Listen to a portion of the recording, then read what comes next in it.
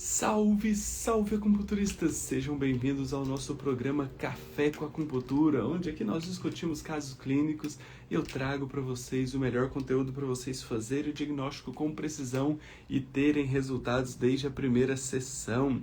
Vamos lá, que hoje vamos falar aqui no Café com Acupuntura sobre um caso clínico incrível sobre herpes zoster, né? Então nós vamos falar de como ela acomete, né, da fisiopatogenia dela.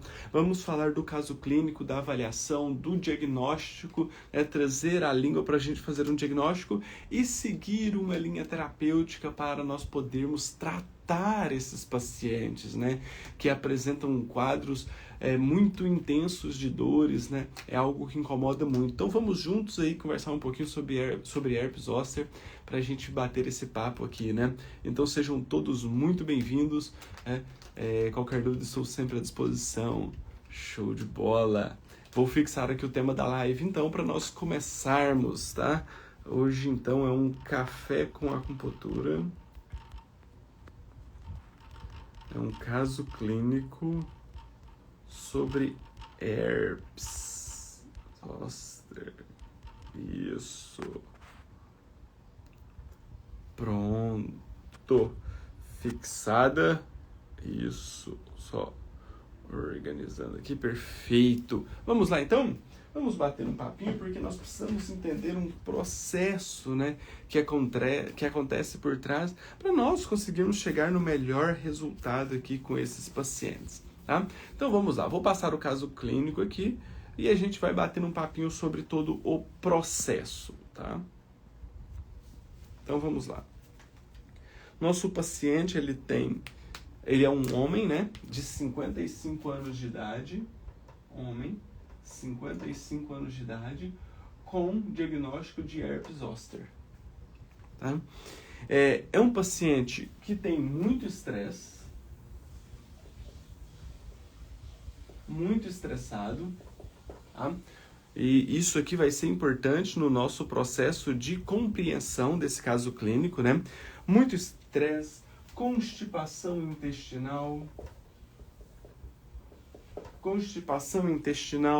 insônia. Então, olha a importância de nós avaliarmos o nosso paciente de forma integrativa, porque o nosso paciente não é só a dor da herpes zoster, tá? Nós precisamos ver ele num contexto geral, se nós quisermos entender ele de uma maneira mais profunda, tá? Então, tudo isso vai fazer a diferença, tá? Insônia, cefaleia,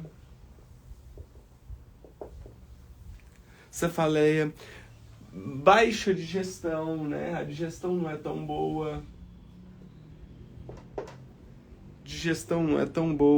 Tá?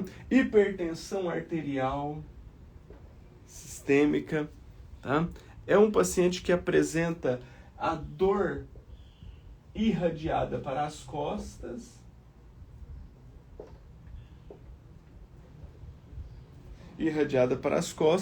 com muita coceira no local. Tá?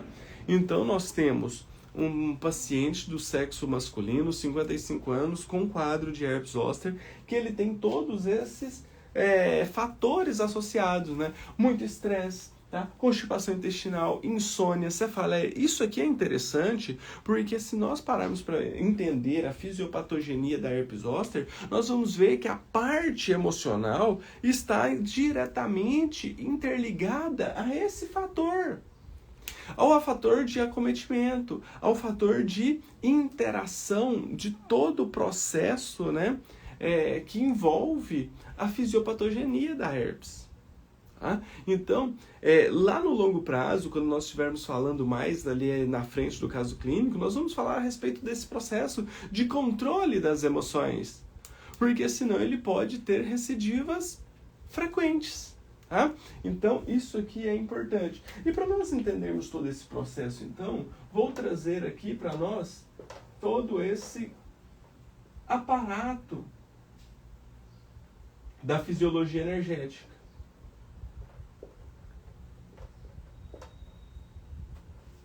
Todo esse aparato da fisiologia energética. Então, vamos entender melhor? Por quê? Porque esse paciente, então, ele tem esse quadro, né, de estresse. O estresse, então, eu sempre coloco ele aqui no centro, porque ele é o gatilho que pode desencadear, que vai desencadear outros desequilíbrios emocionais. Então, o estresse pode gerar euforia, pode gerar preocupação, pode gerar insatisfação e tristeza, pode gerar medo e insegurança, pode gerar raiva, frustrações. Então, por isso que eu coloco o estresse sempre no centro. Por isso que eu coloco o estresse sempre no centro do pentagrama, tá? E associado a esse estresse, então, esse paciente tem constipação intestinal, ele tem insônia, ele tem cefaleia, tá? Ele tem uma digestão mais comprometida, tá? Ele tem hipertensão arterial sistêmica e essa dor irradiada ali na região da coluna com a coceira, que é por conta da herpes zoster. Então agora nós precisamos entender, né, já que nós sabemos o que engloba o nosso paciente, nós precisamos ir além, conhecer a fisiopatogenia da herpes zoster. Então por que a herpes zoster acomete, como que ela acomete? Tá? Então, a etiopatogenia da herpes zoster, ela geralmente acomete pessoas acima dos 45 anos de idade, tá? Acima dos 45 anos de idade, e o fator de risco dela é a baixa da imunidade. Então, o fator de risco dela é a baixa da imunidade. O sistema imune abaixa e ela reativa o vírus da catapora, tá? Então, o vírus varicela zoster, né? Ele fica acometido ali, guardado, inativo no nosso organismo. Quando nós temos uma baixa da imunidade com alteração emocional, esse vírus é reativado e vem trazendo um comprometimento no sistema nervoso periférico, gerando então o processo da herpes zoster, a formação de bolhas, né, com essa coceira e toda essa dor em queimação, porque ela atinge nervos sensoriais, tá? Então, essa nevralgia, né, que acomete ali o sistema nervoso periférico, que causa todo esse processo de dor, tá? Então, é uma dor em queimação que atinge um dermátomo, Então, se nós pegarmos aqui o nosso boneco, tá, da acupuntura, nós vamos ter aqui toda a cadeia, né, da coluna vertebral. E a partir dessa cadeia, sai ramos de dermátomos que vai inervar toda a região de costas, cervical, face, tá, peito, costas e abdômen, coxas, tá? E quando nós temos, então, essa reativação desse vírus, que ele acomete uma zona específica do dermátomo, então vai sair a irradiação aqui e ele vai pegar todo esse trajeto. Então a dor vai vir em todo esse trajeto. Por isso que é muito comum, né, o acometimento, né, da herpes em tórax, abdômen, coluna, né, da herpes labial vir e pegar aqui a região da boca, né, atingir a região do trigêmeo, atingir a região das coxas, tá? Então são por esses fatores, porque ela atinge uma raiz do dermátomo, tá? Então como que isso acontece, né? Como que isso acontece? Isso acontece, então, por conta de uma infecção primária,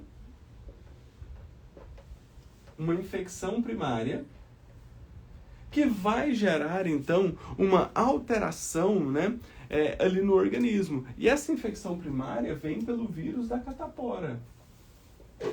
É uma infecção viral, tá? E esse vírus, então, ele sensibiliza neurônios sensoriais.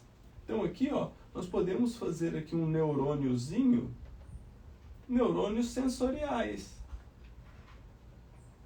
Ele ativa esses neurônios, tá? E, então, ele vai e fica guardado ali, ó, na região medular, na medula. Fica ali acometido na medula, né? Guardado na medula, tá?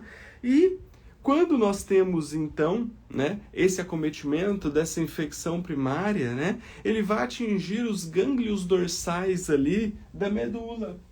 E aqui, quando ele ativa esses gânglios, né, depois que passa, ele paralisa. Fica inativo. Paralisa, fica inativo. Tá? E aí, depois que ele fica inativo, ele pode ficar ali estacionado, inativo por um período grande de tempo e nunca reativar, ou ele pode reativar. Tá? O que vai ser os gatilhos que vão gerar uma nova reativação? Tá? O que são os gatilhos? Baixa imunidade e estresse. Um estresse emocional. Então o estresse vem, baixa a imunidade, reativa o vírus, né? Que então gera um processo de nova sensibilidade do sistema nervoso periférico. Atinge de novo esses neurônios sensoriais. Esses neurônios agora ligados ao dermátomo, né? Ligados aos dermátomos, né? E aí, então, gera a reação, né, da herpes zoster, né? Que aí vai gerar ali um acometimento nessa zona do dermátomo, né? Alteração de bolhas, com muita coceira, com uma dor em queimação, tá? E nós precisamos estar atentos, porque quando gera essa fase de bolhas, o vírus ainda está ativo.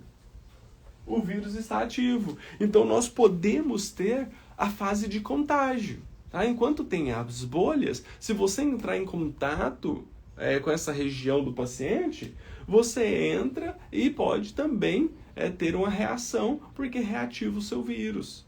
Tá? Partículas de gotículas também, né, de espirros, tosse, também tem o vírus que podem ser transmitidos. Então devemos tomar cuidado nessa fase em que as bolhas estão ativas. A partir do momento que elas começam a secar, tá, elas já não estão mais ativas e elas já diminuem o nível de transmissão. Tá? Mas precisamos estar atentos a esses detalhes. Faz sentido isso aí para vocês? Vocês conseguiram pegar aí a fisiopatogenia da herpes zoster? Sim ou não? Então, só revisando aqui, tá? Nós temos uma infecção primária por o vírus da varicela, tá? Que é o vírus da catapora, que atinge neurônios sensoriais, vai ficar ali ativo na medula, atingindo gânglios, né, da região medular ali, né? Os gânglios da raiz dorsal da medula.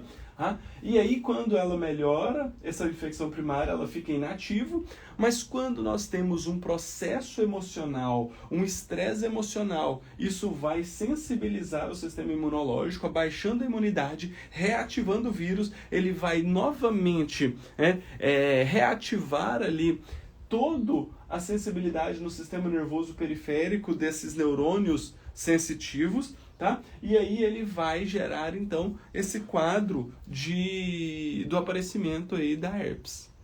Show? Então, se nós quisermos traduzir isso aqui para a medicina chinesa, como que nós podemos fazer? Tá? Então, nós temos um gatilho, que é a infecção primária pelo vírus. Tá? Essa infecção primária pelo vírus, ela vai atingir, então, a madeira, né? Porque ela pega sistema nervoso periférico. E aí, do sistema nervoso periférico, ela vai lá para medula, que é nutrido pela água. Tá? Lá ele fica paralisado, então fica estacionado, guardado ali, inativo. Só que quando nós temos um estresse, esse estresse vem, abaixa o sistema imune, lá na água, reativa esse processo, que novamente vai alterar, né, o sistema nervoso periférico, e agora ele vem com sensibilidade. Né? Com dor em queimação, com bolhas, com calor, com coceira, tá? Gerando essa interação sensitiva no nosso paciente. Tá? Então aqui é uma patologia de alteração da água que acomete todo o emocional do paciente, desencadeando uma cadeia em todos os 5 movimentos. Faz sentido isso para vocês? Conseguiram pegar aí esse processo? Tá? Olha só, Cris, muito obrigado. Cris está sempre aí presente, sempre nos apoiando, nos dando uma força, comprou um selinho. Muito obrigado mesmo de coração sempre, tá, Cris? Você é incrível.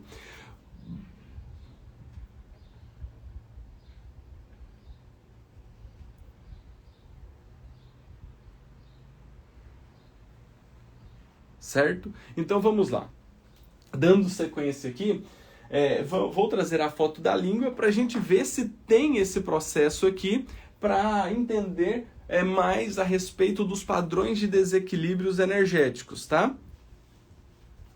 Vamos lá então.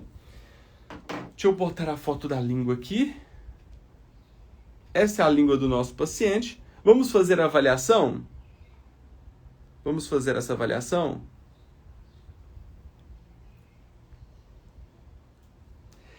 Passo a passo.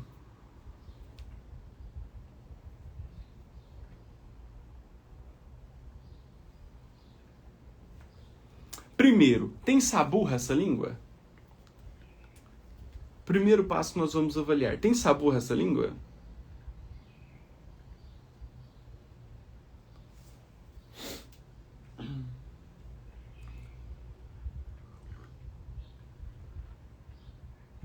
Se tem saburra, ela é branca ou amarelada?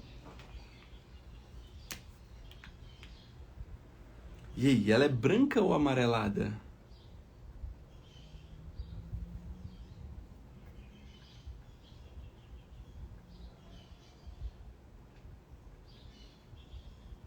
Como vocês avaliam essa língua?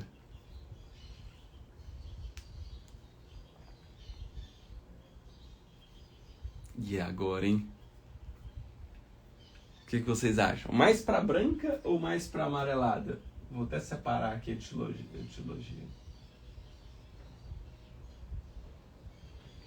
Saburra? Parece mais branca, né? Parece mais branca. Eu também acho ela um pouco mais branca, tá? Se nós olharmos direitinho, parece um pouco acinzentada, né? Mas ela está mais para branca mesmo. Saburra branca. Segundo fator que nós vamos avaliar é a cor da língua. E aí, qual que é a cor dessa língua? Ela é vermelha, ela é roxa ou ela é pálida? Ela é vermelha, ela é roxa ou ela é pálida?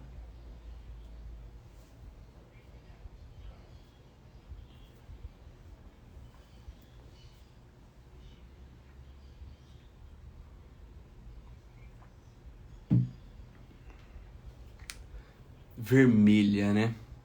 Vermelha. Parece ter alguns pontos de estagnação. Tá? Parece ter uns pontos de estagnação, mas ela é vermelha. Vermelha com os pontos de estagnação. Tá? A língua tem algumas marquinhas arroxeadas, tá? Ó, essa língua mais acinzentada, né? Essa burra mais acinzentada, nós temos que ver, tá? O que acontece em todo esse processo, tá? Às vezes o paciente comeu alguma coisa mais adstringente que pode alterar, né, a coloração da língua, então nós deveríamos associar esses fatores, tá? Terceiro fator que nós vamos avaliar, as alterações de forma. Essa língua apresenta fissura? Apresenta fissura? Apresenta edemaciado? Apresenta denteada? Desviada? Como que apresenta essa língua desse paciente? As alterações de forma. Aparentemente não tem fissura, mas ela tem um edema importante, né? Edema importante. Muito volumosa, né? Muito volumosa, larga. Parece um pouco desviada, né? Se você olhar assim, parece que ela está um pouco desviada. Conseguem ver isso?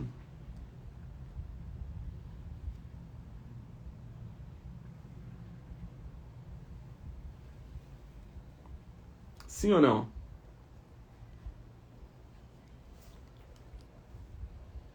Parece desviada, né? Show! E por último, o último fator que nós vamos avaliar, né? O último fator que nós vamos avaliar é que se ela está úmida ou se ela está seca. E aí? Tem umidade, tem secura aí?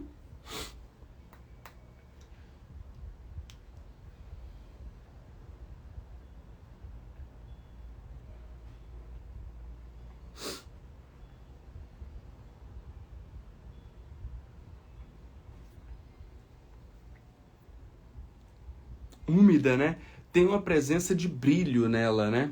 Tem uma presença de brilho, perfeito. Úmida. E agora nós precisamos traduzir esses achados, né? Precisamos traduzir esses achados. Vamos lá. Olha só.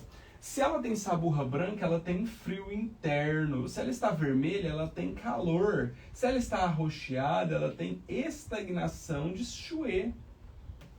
Se ela tem edema,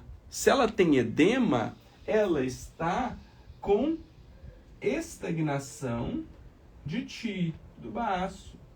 Tá? Se ela está desviada, ela tem uma irregularidade de Ti de sangue. E se ela está úmida, ela tem uma deficiência, né? Uma deficiência de energia Yang.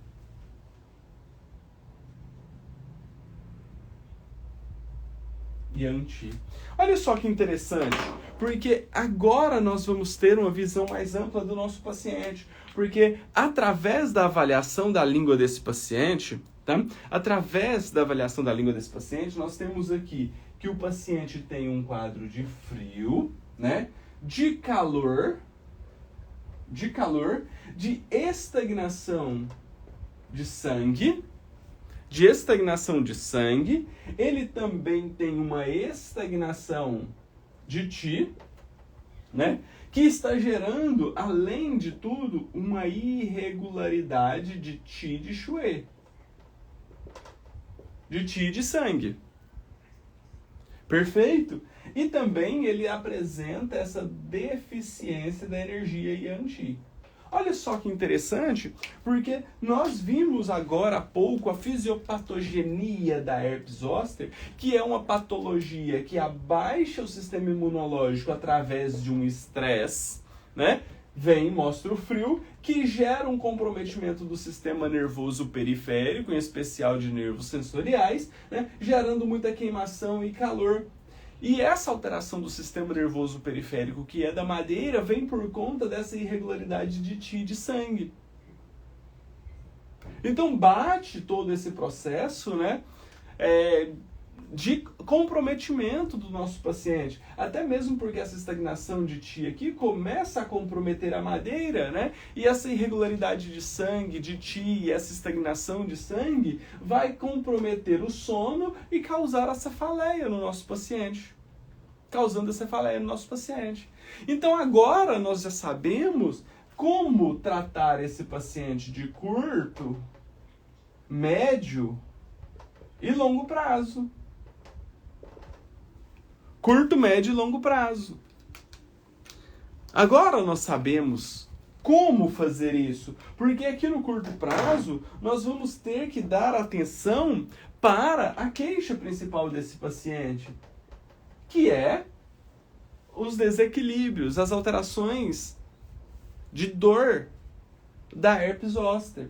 No médio prazo, corrigir esses desequilíbrios energéticos. E no longo prazo, controlar as emoções, para que esse estresse não volte a diminuir a imunidade, não volte a ter um acometimento no futuro. Faz sentido isso para vocês? Sim ou não?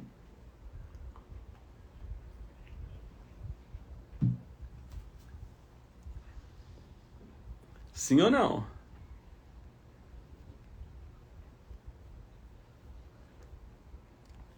Show de bola! Então, se nós entendemos esse processo, nós podemos fazer o que aqui? Nós podemos usar, né, no curto prazo, né, associado com o médio prazo, um tratamento voltado para essas questões. Então, se o padrão de desequilíbrio energético dele está muito acometido aqui na madeira, né, nada melhor do que nós usarmos um vaso maravilhoso, inclusive que vai atuar no sistema nervoso periférico. Então, VB41 com TA5 auxilia, né, a regularização dessa energia juntamente com a melhora do fogo, a melhora dessa queimação. Tá? O que nós podemos atuar? Nós podemos associar os pontos C7 com F3 que vão melhorar essa sensação de queimor, essa sensação de calor que esse paciente tem, juntamente com a melhora da circulação, melhorando o processo de insônia, de cefaleia e a nutrição energética de todo o organismo. Um trabalho mais sistêmico, tá? O ponto VB39, ele auxilia diretamente o elemento madeira a melhorar a circulação, em especial de sistema nervoso periférico. Do sistema nervoso periférico. Tá? Podemos fazer isso aqui também e cercar o dragão. Cercar o dragão. Então, vamos ali na região das bolhas, tá? E vamos colocar agulhas em volta da lesão. Nunca na lesão, nunca na bolha, tá? Em volta, se nós temos bolhas aqui nessas regiões aqui, ó, nós vamos colocar em volta, porque isso aumenta a nutrição energética da região, melhora o quadro de dor, já gera um estímulo no sistema nervoso periférico que vai chegar no sistema nervoso central, diminuindo o quadro, modulando o quadro de dor. Tá? Então é importante sim fazer esse cercamento do dragão, tá? Show? Podemos usar VB40 e BP9? Podemos. Por quê? Porque o paciente tem uma estagnação de Ti, tem o BP9, o VB40 também atua nessa região, tá? Apesar que o VB39 tem uma característica a mais de atuar em sistema nervoso periférico sensorial, por isso que eu prefiro ele, tá? Podemos usar também craniopuntura de Yamamoto,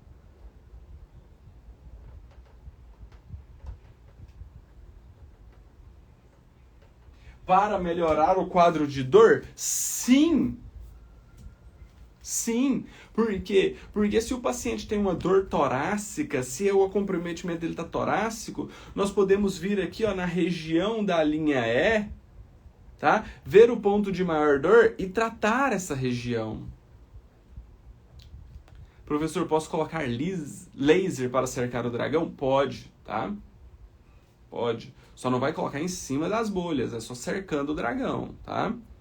Moxa nas lesões eu não usaria, porque já é um quadro de calor, já é um processo de queimação, tá? Então eu não usaria moxa nesse momento. Posso usar moxa quando? Quando for trabalhar a prevenção, para evitar a diminuição do sistema imunológico, tá? Eu não utilizo, não gosto de utilizar. Se já é uma dor em queimação, já tem muita energia, se eu der mais energia, ele pode demorar, então, para gerar esse processo de comprometimento. Tá?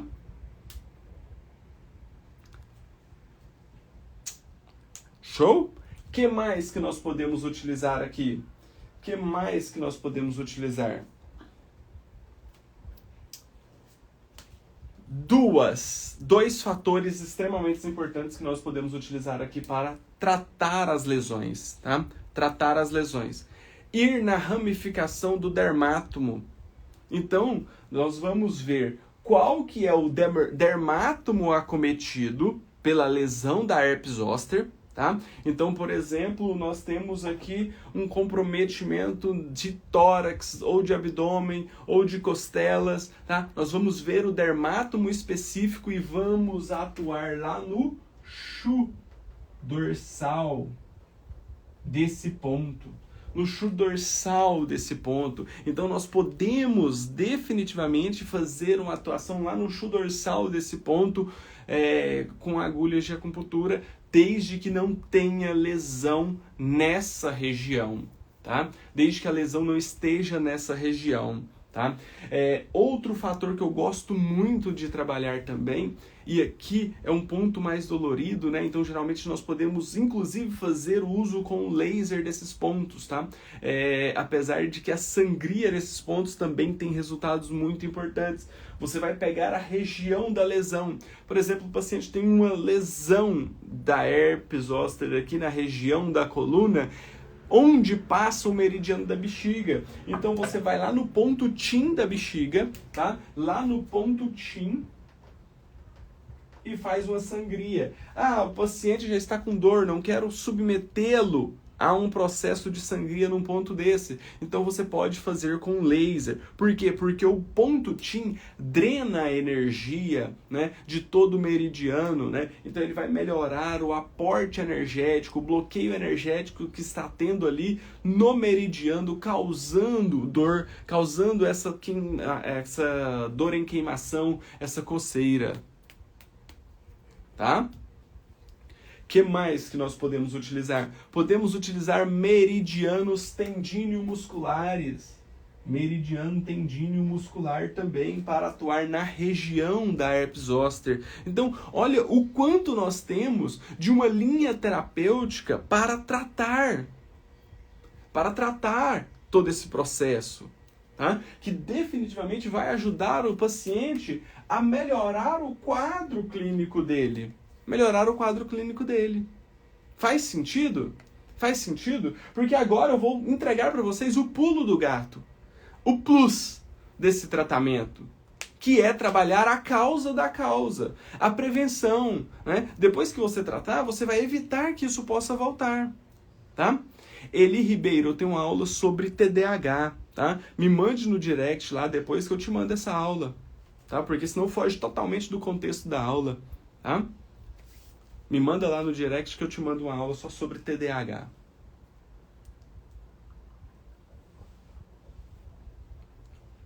Certo? Então, quando nós temos um paciente que chega para nós com um quadro de herpes zoster, né, nós vamos seguir um tratamento que tem várias frentes para você atuar, tá? Puramente, né, na acupuntura sistêmica, né, você pode usar craniopuntura de Yamamoto, chu dorsais, né, sangria em ponto TIM ou com laser, meridianos tendíneo-musculares, tudo isso para elevar ali os resultados com o seu paciente. Mas a grande virada de chave, né, o que vai mudar o rumo do seu tratamento com a acupuntura é você trabalhar a causa. E a causa do acometimento da herpes zoster vem por conta de um estresse emocional que gera uma baixa da imunidade. Então, a partir do momento que você atende um paciente desse e você faz uma prevenção, você consegue entregar para ele o melhor resultado. Porque a partir desse momento aqui, que você melhora o quadro do paciente, mas esse paciente tem um quadro de estresse geral, né? Qualquer acometimento emocional pode trazer um novo comprometimento, um novo acometimento para esse caso. Então aqui, quando nós traçamos uma linha terapêutica e tratamos ele gerando um autoconhecimento, um autocontrole das emoções, é que vai fazer toda a diferença, tá? Então aqui nós podemos vir e fazer a linha terapêutica das dessensibilizações. Podemos fazer desde o período gestacional, limpando emoções que nós carregamos, né? Desde o período que estávamos no ventre da nossa mãe, tá? E também podemos passar por vários fatores, né?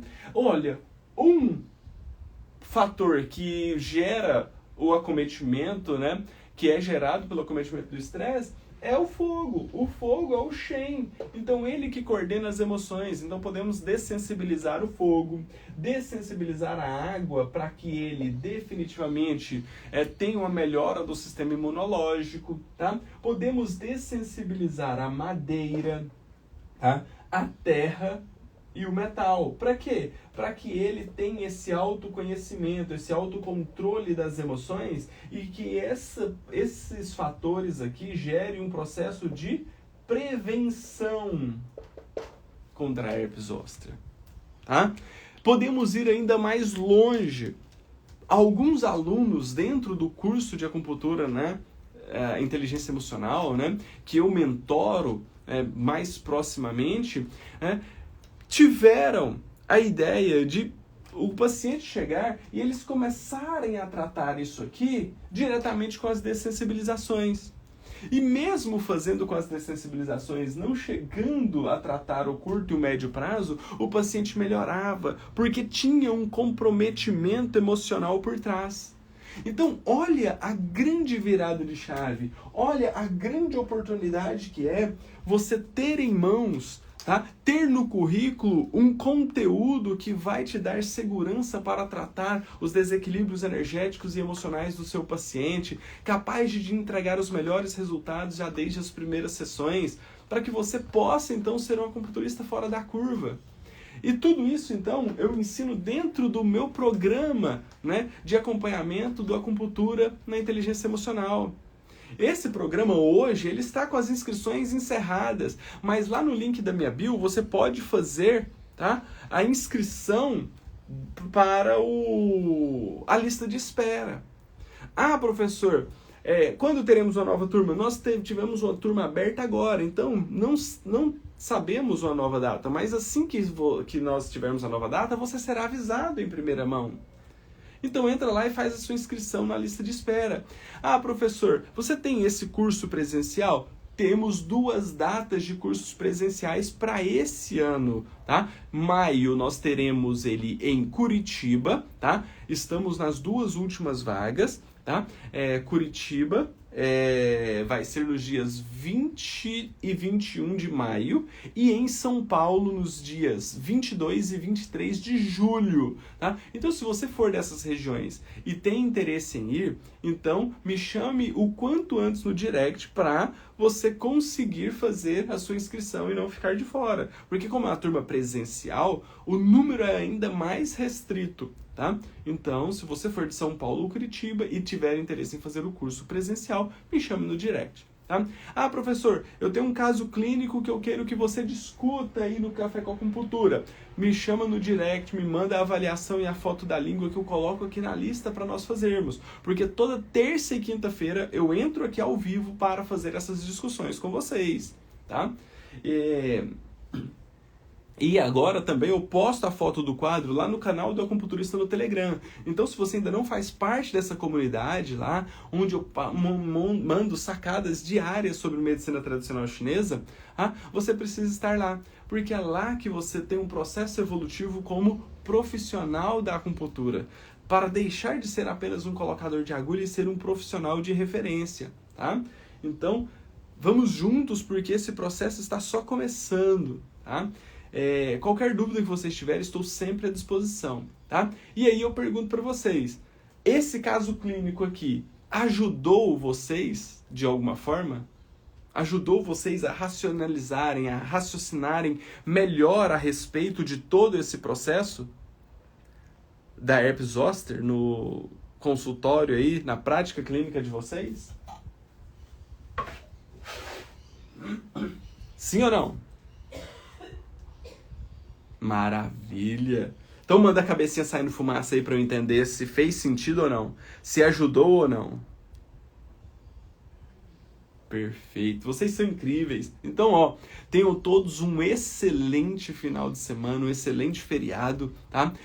Qualquer dúvida, estou sempre à disposição, é só me chamar no direct. Terça-feira que vem estou aqui de novo com mais um caso clínico e contem comigo, porque eu sei que eu posso contar com vocês para nós elevarmos a régua da acupuntura nesse país. Tá? Um grande abraço, tenham todos um excelente dia. Qualquer dúvida, estou sempre à disposição. Tchau, tchau, pessoal.